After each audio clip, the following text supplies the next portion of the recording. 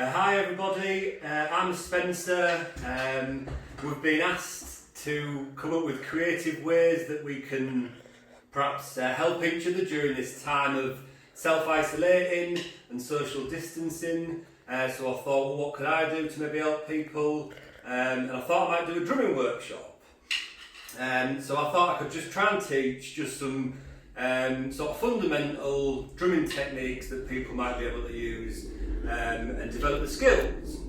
So I'm going to do two demonstrations, one with a drum kit, but if you haven't got a drum kit, we've put together like a bit of a makeshift drum kit that you could use. That's just using stuff that you've got around your house. That might be a bit of fun as well. Try and build up your own piece of equipment, but you can still practice your skills even on a drum kit that you've made up yourself. So if we start by talking about what the drum kit different parts are, we've got a hi-hat, which is this one. This is called a snare drum. This is called a bass drum, and that's the bass drum pedal. So these are called the tom-toms. So they're normally called tom 1, which is the higher one, tom 2, which is obviously in between, and the floor tom is the one that's a lot deeper. We've also got two cymbals here. We've got a crash and a rise, and they sound quite differently as well. So we're going to start with learning what's called the 4/4-B. So the three parts of the drum kit that we're going to use mostly here is the hi-hat, the snare drum, and the bass drum. So to start with this 4/4-B, you need to literally just count to 4 in your head, and then just keep doing that over and over again. So once you get to 4, start again with 1, 2, 3, 4. So on the all 1, 2, 3, 4, you hit the hi-hat once, so you go 1, 2, 3, 4, 1, 2, 3, 4. Now that just carries on in a cycle. So that's step 1. Step 2, we're going to try and introduce the bass drum. So the bass drum comes in on the number 1. So that's every number 1 as these cycles go on. So for example, you'd go 1, 2, 3, 4, 1, 2, 3, 4, 1, 2, 3, 4. So that's them two. Now to introduce the snare drum, that's what people often find quite difficult. It's a bit tricky to get that. So the snare drum comes in on the number 3, and that's on every number 3 of that whole cycle. So for example, you'd go 1, 2, 3, 4, 1, 2, 3, 4, 1, 2, 3, 4. So again, people find that quite difficult. If you're doing it and you're struggling, just go back to using the hi-hat and the bass drum. Get used to that, get more comfortable, and then try and introduce the snare drum on the 3 as you get more confident. So that's the basic 4/4-B. Probably half the songs you know are made up of that 4/4-B in one way or the other. Maybe it's a bit faster or a bit slow, that's called tempo, but lots of songs are that 4/4-B just in a different way.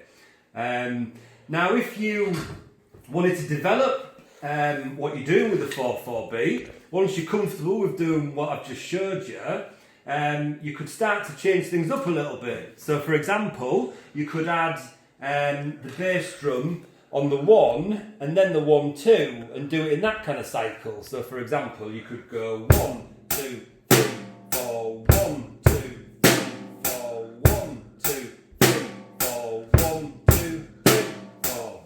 So that cycle could continue. Same with the snare drum. If you got confident doing the snare drum on the 3, you could do the snare drum on the 3 and then the 3, 4. So like this. 1, 2, 3, 4, 1, 2, 3, 4, 1, 2, 3, 4, 1, 2, 3, 4.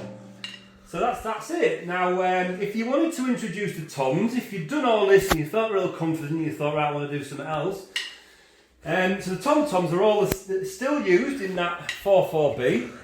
So you would break away from the 4/4-B and go in whatever combination you wanted. 1, 2, 3, 4, or 1, 2, 3, 4.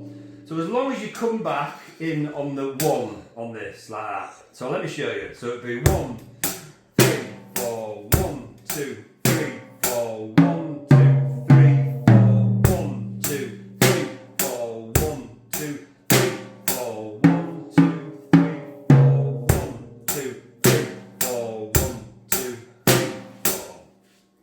So that's it. So that's using a drum kit. I hope that you found that useful. So if you haven't got a drum kit, obviously not everybody has, we'll have a go with the drum kit that we've just made ourselves. So this took about 5 minutes. So obviously I thought I'd use a chair as a framework, so I'll talk you through what each bits are. So if you remember what the hi-hat looks like, we use this as a hi-hat. So obviously the hi-hat over there, if you remember that was that one. I thought I'd use this as a snare drum.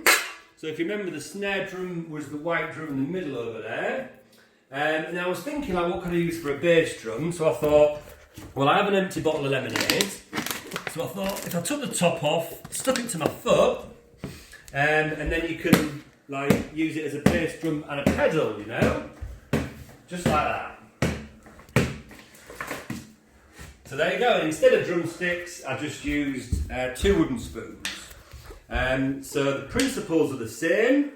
So if you start with the hi-hat on the 1, 2, 3, 4, 1, 2, 3, 4, bring in the bass drum, 1, 2, 3, 4, 1, 2, and then bring the snare drum, 1, 2, 3, 4, 1, 2, 3, 4, 1, 2, 3, 4. So if you wanted to add some tom-toms and stuff like that, you can always put maybe a couple of pots and pans around or whatever, as long as it's nothing that's going to break easily, obviously. And then, have a go and develop your skills. So I think one thing is that if you do this and it's just a drum kit that you've made yourself, once this situation that we're all in now resolves itself, you might be able to buy yourself a drum kit or get a second-hand one, or if you go back to college, you might be able to access one in the music department. Same at school, you could maybe access one in the music department there. And the skills that you'll learn here are transferable onto a real drum kit, so it's not a waste of time. You'll find you'll sit there and you'll remember what's the hi-hat, what's the snare drum, and you should be able to do exactly what you do here on a drum kit when you eventually get round to it. So anyway, that's it. I hope you find that useful. I hope it maybe alleviates a little bit of boredom and stuff, and I hope you enjoy it. So thanks for listening, everybody, and remember to stay safe.